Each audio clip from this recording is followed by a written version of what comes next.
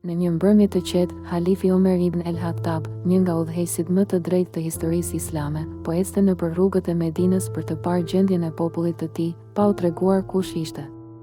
Teksa kalonte pranë një shtëpie të thjeshtë, dëgjoi një bisedë që vinte nga brenda. Një nën i fliste vajzës së saj, e cila po merrej me përgatitjen e qumështit për shitje. Ajo i tha: "Bia ime, shtoi pak ujë qumështit që të fitojmë më shumë para nesër." Por vajza, me një zë të butë dhe të vendosur, iu përgjigj: "Nën, halifi mund të mos na shoh, por Allahu na sheh gjithmonë." Këto fjalë prekën zemrën e Omerit. Ai nuk ndërhyri menjëherë, por shënoi vendin dhe u kthye në pallat. Të nesërmen dërgoi njerëzit e tij për të gjetur vajzën dhe për të mësuar më shumë për të.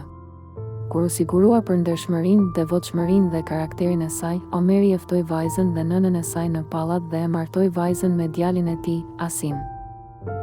Nga kjo martesë, më vonë, lindi një pasardhës që do të bëhej një nga halifët më të njohur dhe të drejtë, Umeri ibn Abdulaziz, i njohur për drejtësinë dhe për kushtimin ndaj Allahut. Ky tregim është shembull i fuqishëm i ndershmërisë, frikës nga Zoti dhe shpërblimit që vjen nga sinqeriteti. Edhe në rrethana kur askush tjetër nuk sheh, vetdia për praninë e Allahut bëhet udhërrëfyese për veprimin e drejtë.